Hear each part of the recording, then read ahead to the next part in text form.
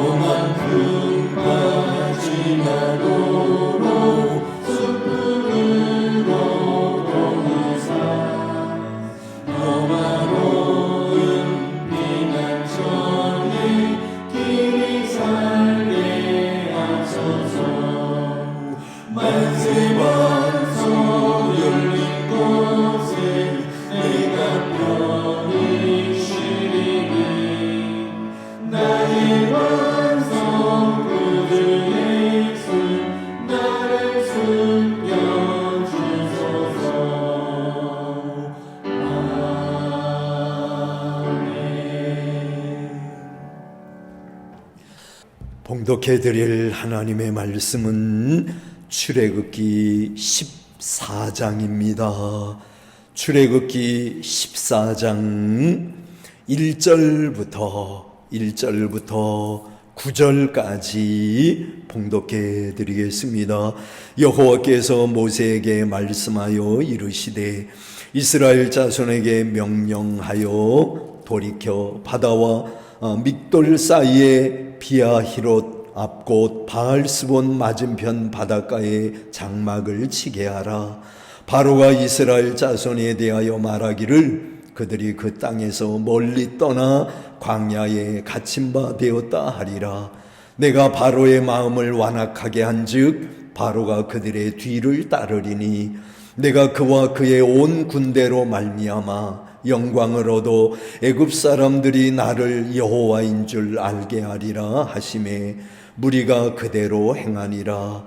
그 백성이 도망한 사실이 애굽 왕에게 알려지매 바로와 그의 신하들이 그 백성에 대하여 마음이 변하여 이르되 우리가 어찌 이같이 하여 이스라엘을 우리를 섬김에서 놓아 보내었는가 하고 바로가 곧 그의 병거를 갖추고 그의 백성을 데리고 갈새 선발된 병거 600대와 애굽의 모든 병거를 동원하니 지휘관들이 다 거느렸더라.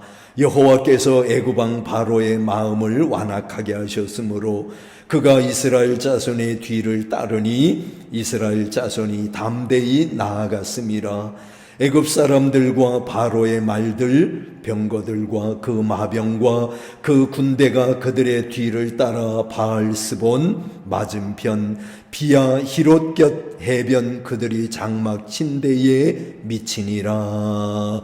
아멘.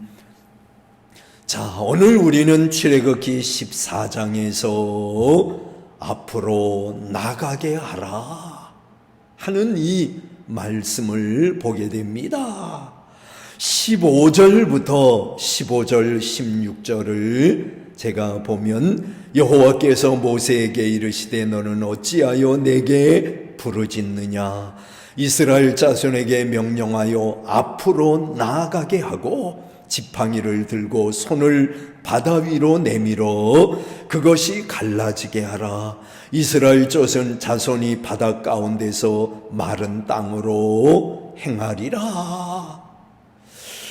감격스러운 출애굽에 이어서 우리는 오늘 출애굽기 14장에서 어떤 걸 봐요? 큰 위기에 직면하는 이스라엘 백성들의 모습을 보게 됩니다. 자, 출애굽한 백성들에게 큰 위기가 다가오고 있습니다. 그러나 어려운 상황에 처해 있는 모세에게 하나님께서 3번의 말씀을 주심으로 이 위기를 넘기게 하셨습니다. 먼저 첫째로 1절부터 14절까지의 내용은 뭐냐면 바로의 추격이 있을 것을 말씀하셨다는 겁니다. 이스라엘 백성을 다 내보낸 후에 바로의 마음에 변화가 일어났습니다. 그가는 이스라엘 백성들을 노예로 부렸으니 얼마나 값싸게 노동력을 착취한 겁니까? 그런데 값싼 노동력을 잃어버린 것에 대해서 바로 왕의 마음에 아쉬운 마음이 든 겁니다. 그래서 그는 오늘 성경에 나오는 대로 특별 병거 600대와 그리고 애굽의 모든 병거를 동원해서 이스라엘 백성을 추격하게 됩니다. 이것을 안 이스라엘 백성들은 하나님께 부르짖기도 하고 그리고 지도자인 모세를 원망하기도 했습니다. 어찌하여 당신이 애굽에서 우리를 이끌어내어 우리에게 이같이 하느냐. 이때 모세는 두려워하는 백성들에게 하나님께서 행하시는 구원을 보라고 말을 하면서 안심시켰습니다. 그래요, 여러분. 위기를 만날 때 우리가 할 일은 뭡니까? 우리가 할 일은 원망이 아닙니다.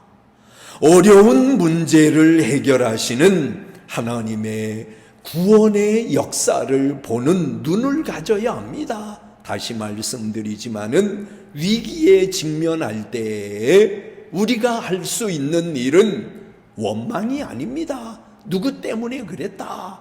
또 불평이 아닙니다. 위기에 직면하게 될 때 우리가 할 수 있는 일은 하나님의 구원의 역사를 보는 눈을 가져야 된다는 거죠. 그 다음에 두 번째로 15절부터 25절까지의 내용은 어찌하여 부르짖느냐, 앞으로 나가게 하라 하는 말씀입니다. 하나님은 모세에게 두 번째 말씀을 주십니다. 이스라엘 백성으로 하여금 앞으로 나가게 하라는 겁니다. 고난의 때를 전진의 기회로 삼아야 합니다. 그런데 전진할 수 없는 바다가 그들 앞에 나타난 겁니다.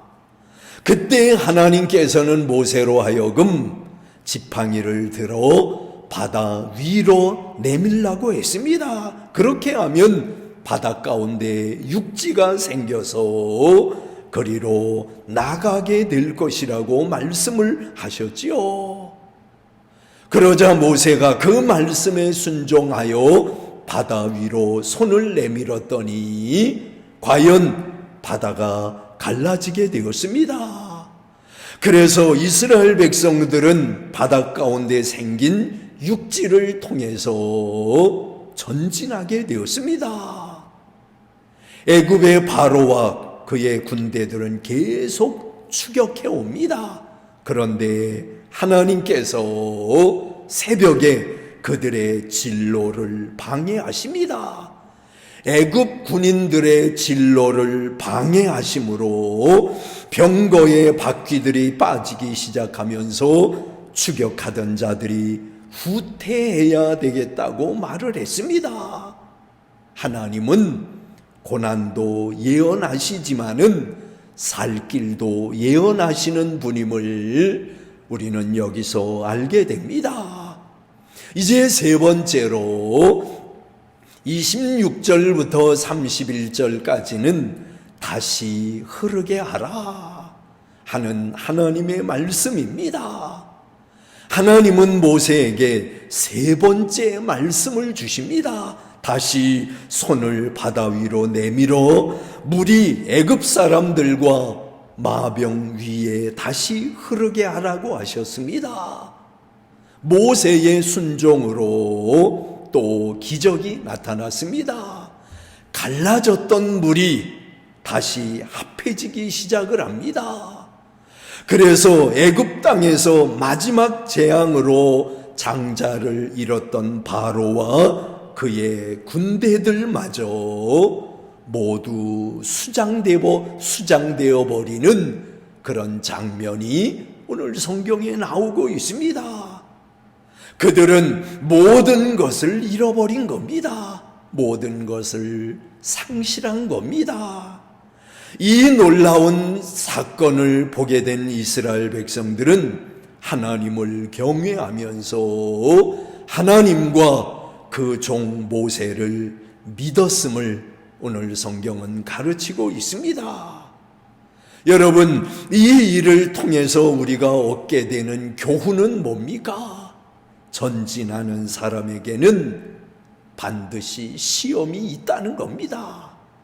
그냥 주저앉아 있는 사람에게는 물론 아무것도 없겠지요. 그러나 무언가를 이루고자 하고 무엇인가를 하고자 하고 그래서 전진하는 사람에게는 반드시 시험은 있게 되어 있다는 거예요. 그러나 한 가지 기억해야 될 것은 뭐예요? 하나님은 미쁘셔서 우리가 감당할 수 없는 시험 당함을 허락지 아니하시고 시험 당할 즈음에 또한 피할 길을 내신다는 겁니다. 우리는 이걸 믿어야 돼요. 당면한 시험을, 당면한 시련을 두려워해서는 안 됩니다. 우리가 당하는 시험 앞에서 원망하고 불평해서도 안 됩니다. 왜 그래요? 하나님께서는 우리가 감당할 수 없는 시험을 허락지 아니하시고 그리고 시험 당할 즈음에는 반드시 또한 피할 길도 주신다고 하는 하나님의 이 약속의 말씀이 있기 때문입니다. 사랑하시는 여러분, 21년도도 우리는 많은 어려움을 겪게 될 겁니다. 많은 시험들이 우리들을 괴롭힐 겁니다. 전진하는 우리들에게 무엇인가 주님을 위해서 이루고자 하는 우리 모두에게 시험은 있을 수밖에 없습니다.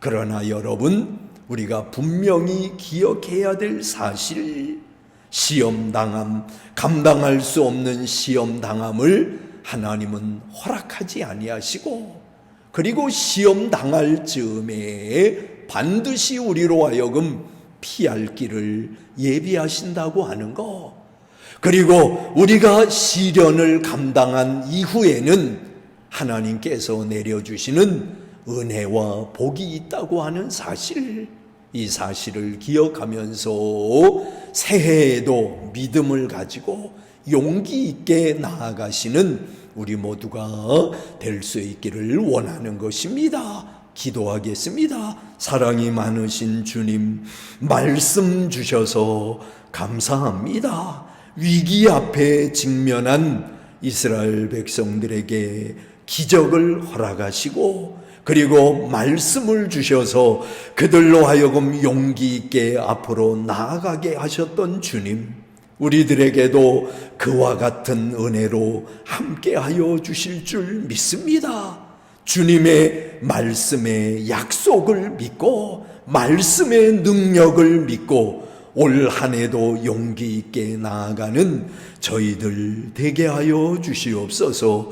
주의 영광을 위해서 일하다가 시험 당할 때 결코 낙심하지 않게 해주시며 시험 이후에 주님께서 내려주시는 은혜와 복이 있음을 기억하면서 믿음으로 감수할 줄 아는 저희들 되게 하여 주시옵소서. 예수님의 이름으로 기도하옵나이다. 아멘. 하늘에 계신 우리 아버지여, 이름이 거룩히 여김을 받으시오며 나라에 임하옵시며 뜻이 하늘에서 이룬 것 같이 땅에서도 이루어지이다. 오늘날 우리에게 일용할 양식을 주옵시고 우리가 우리에게 죄 지은 자를 사하여 준 것 같이 우리 죄를 사하여 주옵시고 우리를 시험에 들게 하지 마옵시고 다만 악에서 구하옵소서. 대개 나라와 권세와 영광이 아버지께 영원히 쌓옵나이다. 아멘.